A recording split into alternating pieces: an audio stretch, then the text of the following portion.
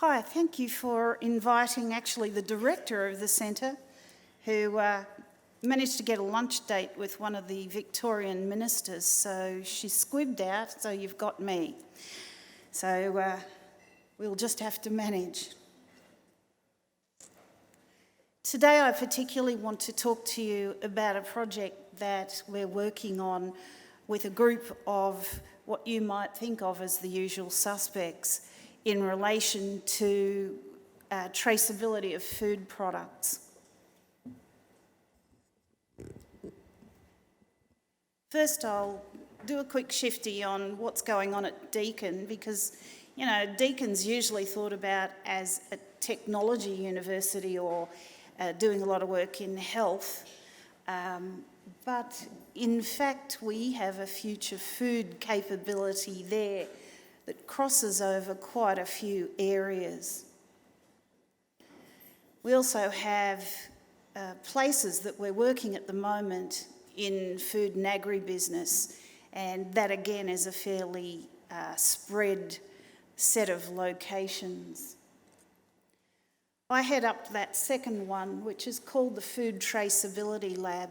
As you can see, we look at end-to-end supply chain visibility, issues around authenticity and counterfeiting, data standards and interoperability, Internet of Things. People would usually think of something like sensors, could be temperature sensors, movement sensors, whatever, and blockchain, the so-called sexy new thing in supply chains, and industry development programs and analytical verification of, generally that relates to provenance. So they're the sorts of things that we work on. And as you can see, there's quite a few other areas within the university. So this is not just an ad for the uni, but just to let you understand what we're about. We focus on working within industry. We're an applied research centre. We don't lecture. We do have PhDs in research. If any of you have a particular issue that you want run down, then you should contact me.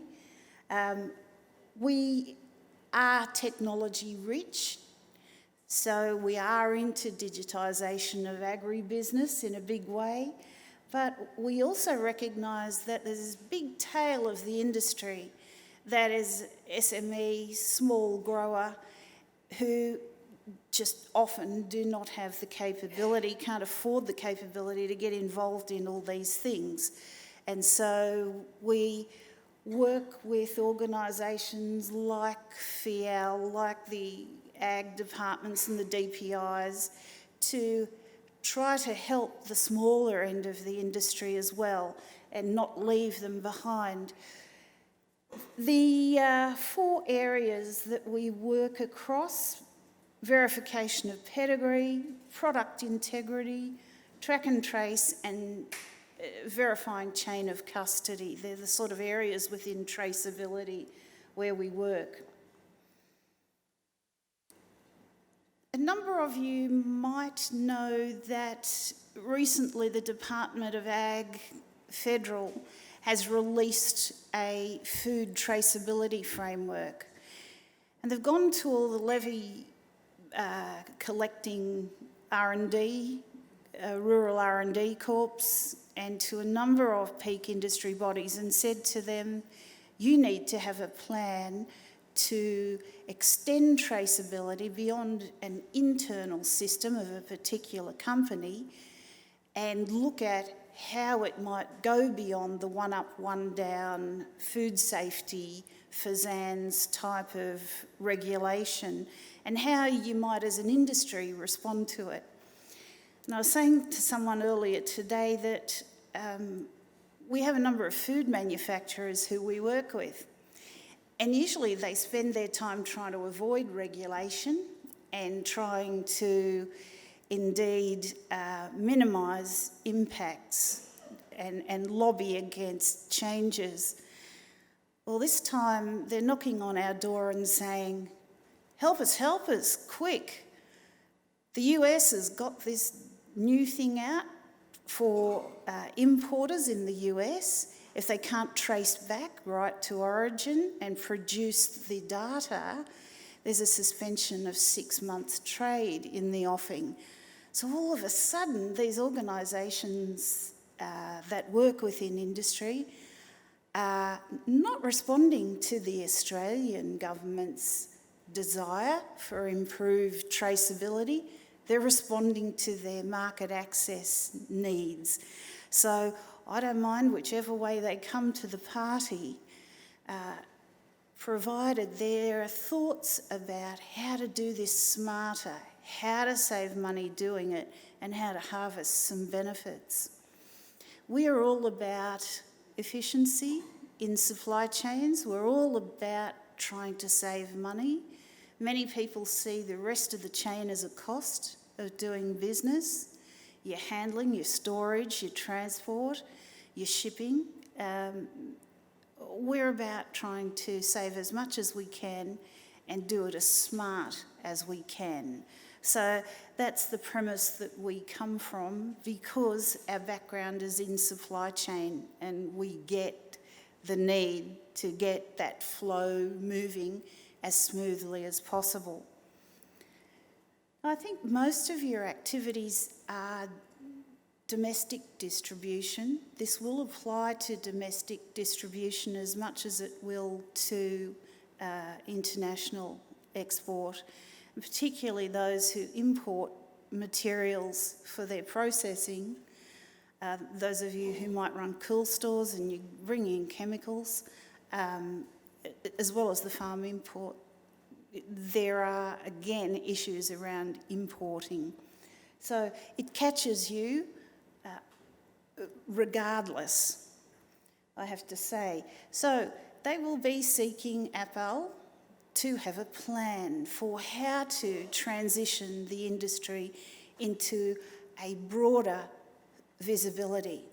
And those of you who are growers, those of you who are packers, those of you who manage distribution and sales will all need to start thinking about, visibility. Okay, this is all right for biosecurity, this is all right for food safety regs and whatever other regs are at play. But how can we get value? How can we capture something out of this? As a rule, in advanced economies, the suppliers to the grower capture about 21% of return. The grower captures 16 to 17%. The processors capture over 30%, and the retailers well over 30%. So you who are growers are sitting on significant assets and have a really high sunk cost in your assets, but you're not getting the same returns as your partners in the supply chain.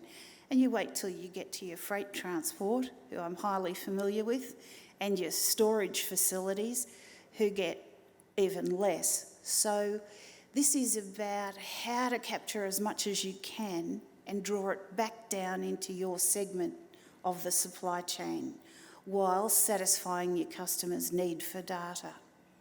So that's what we're focusing on. All the issues around incompatible systems, ERPs that can't talk to each other. There's another 40 grand down the drain while you bring in a consultant, and that's just for one customer. Then the other customer wants it in a different format, and on it goes. On average, we found that it's about minimum 200 grand to get systems to talk to each other. And that's dead money. There's no intrinsic value in doing that activity. You have to suck that up within your business. So who wants to do it? We're trying to avert it.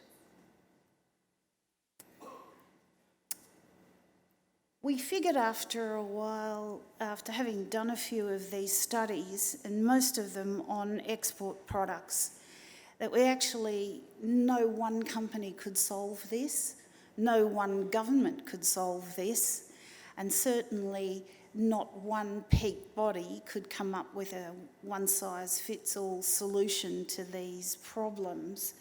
So we formed the lab, and it consists of quite a few punters. I'll go down and show you, who's on it. There you go, some familiar faces there. We've got Hort, we've got the Food and Grocery Council, DPI, AgVix coming on, obviously the Department of Agriculture. The thing's chaired by Lynn O'Connell, who's the head of biosecurity at Department of Ag. And we're working with GS1 Australia. Can I have a show of hands of people who are using GS1 standards or who know what the hell GS1 Australia is? Oh, that's a sad story. Ever heard of a barcode? Oh, yeah. About 40 years ago, GS1 came together with another organisation, and the retailers, our friends at Coles and Woolworths, but they had different names in those days, and they decided on a standard for labelling products, and they came up with the barcode. Now, a number of you have 2D barcodes on your fruit, those annoying, fabulous little stickers.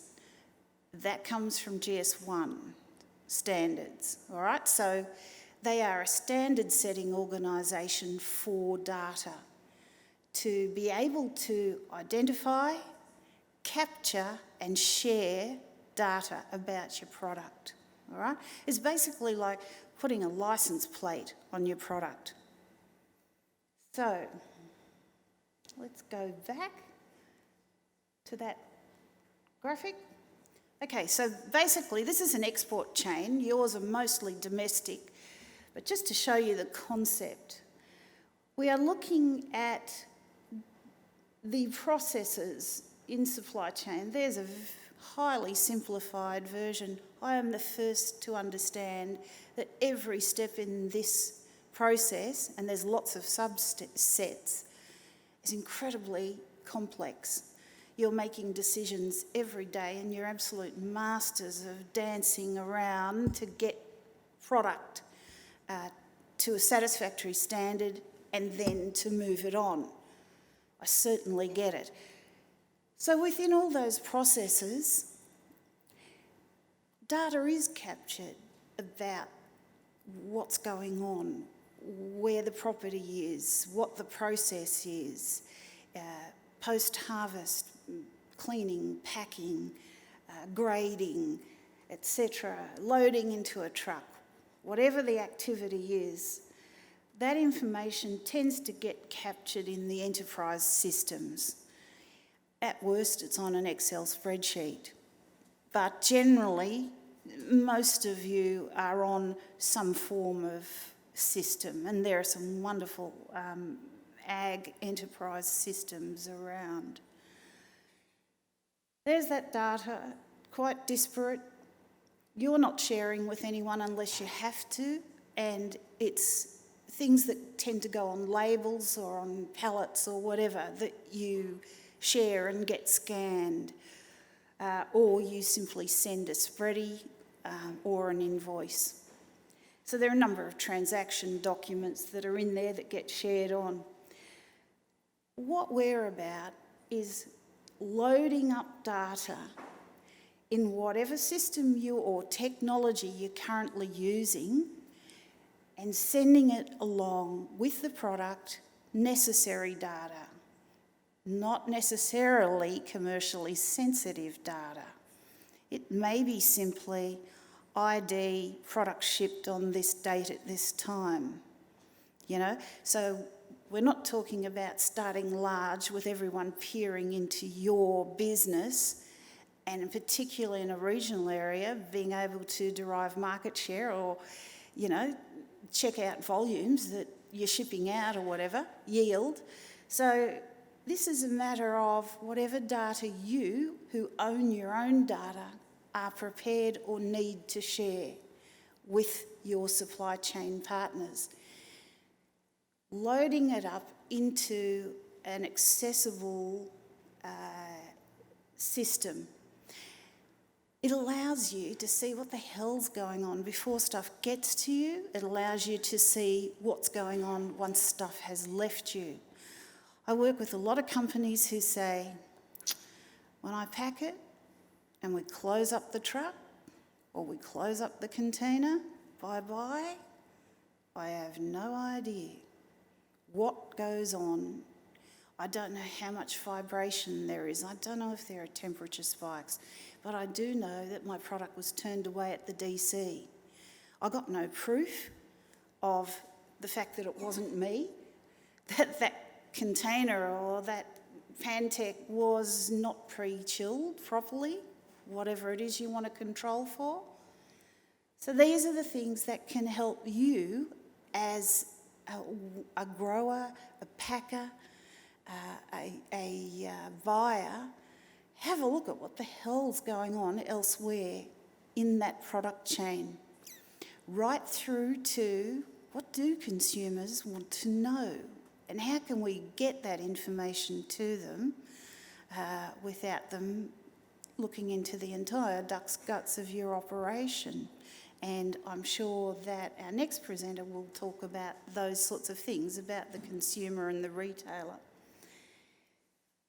We want to be able to develop a dashboard so that you are able to make decisions on the hop, decisions that save you money, decisions that add value to the product. Things like, these pears are not going to make it, I'm not going to get my 75% shelf life retained. Okay, so what do? I will divert that load to a nearer retail network, or off we go for canning or whatever it happens to be. There's a big thing on freeze drying at the moment, but you have more options because you know what's going to happen. Or you can pull forward best befores where they've been stored for a while. The other big advantage is, of course, in product recall. And I think, who was it? Jenny earlier? By the way, I was there, Jenny, when you did your nosedive earlier in the year, and she had a very elegant resurrection from the back of the stage, I can tell you. But the needle scandal won't be the last. There'll be more, and because you often have loose fruit, you're vulnerable, as you know. So these are all things to consider in product recall. We have some great information from videos from growers and producers and buyers in Canada about the calibre of savings that they've made in terms of getting information back about what's selling. Then you can consider impact on breeding, impact on various parameters in your growing that are quite worthwhile. I don't know how much feedback you get now from that end of the supply chain, but they're the sorts of things that can be made much more visible. Gets down also to the issues around litigation and protecting yourself a bit by being able to measure the things that are important. This one's quite hard to see, but it will go on the set of presentations and you can enlarge it up. If you're a bit like me, you're sort of going, oh, this is about GS1 standards and it's about making things interoperable. And you can see down there's the data bar, which tends to get used on loose product. A number of the other, now this data matrix is quite cool. Customers can scan it and find out quite a lot, particularly B2B customers. It's quite good. These are all the different standards that cover things like my property identification, the identification of my suppliers, the asset, the pallet, the tub, identifying it. It does mean that in a recall, you can be much more focused and targeted and not have to pull as much product. So there's quite a few good benefits from being able to use this sort of system. By the way, neither GS1 Australia or Deakin, Food Traceability Lab, have any commercial benefit. We're just working with industry to improve this capability, and neither of us promote a particular technology. So we've got no investment in that. It's more about how industry can improve its capability and particularly our export effort. So we've got this project.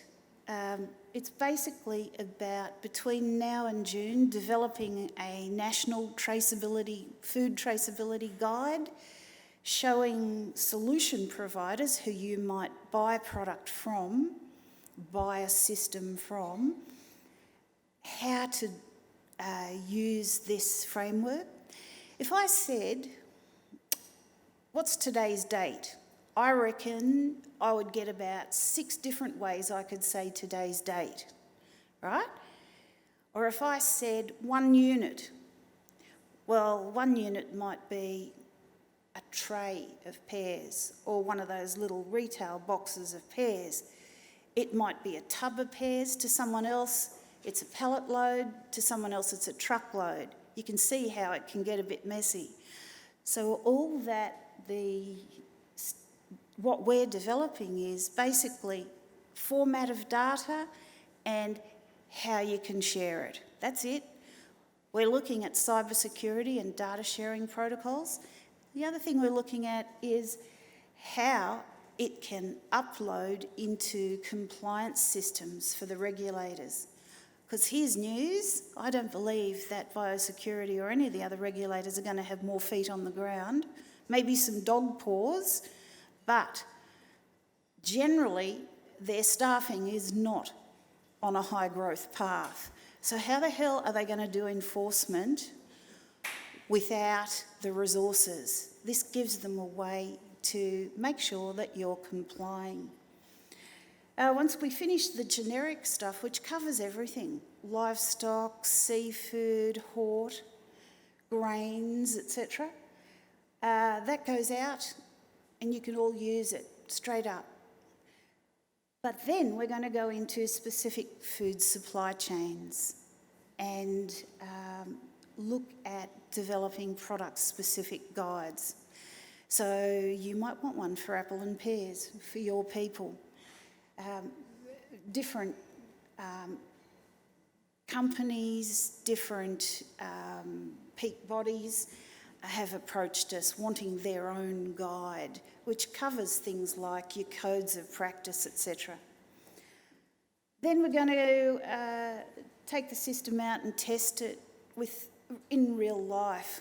One of the things about academics is often that something's tested in theory and there's some proof of concept, but as a working system, in real life, in real supply chains, it often doesn't happen. This will be happening, and we have a number of companies who've said, well, I put my hand up, I've got a great system going, I want to showcase it, or we have a particular problem between grower and processor, and we need to fix that problem. Come and help us. The third stage is that testing. The fourth stage is rolling it out across the agribusiness and food manufacturing sectors, and obviously transport and storage is in there as well. So that's what we're up to. You know, I reckon it's about 5 years' work that will keep us busy helping industry to grow this capability and use the technology that's out there. Now, I thought I'd put on display my fruit trees. We do have something in common, I like to think. That's my triple grafted apple. It's small but very bountiful. There's the burbosh that I was talking to some colleagues earlier about. And I don't know why the poor old quince gets left off. And I forgot to put the nashi fruit in, but we are in a pome growing area over near Harcourt.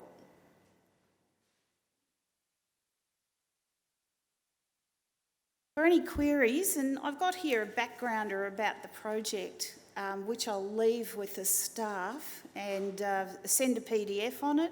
Those of you who are interested, get on the blower or email me and we'll explain more about what we're up to. Thank you.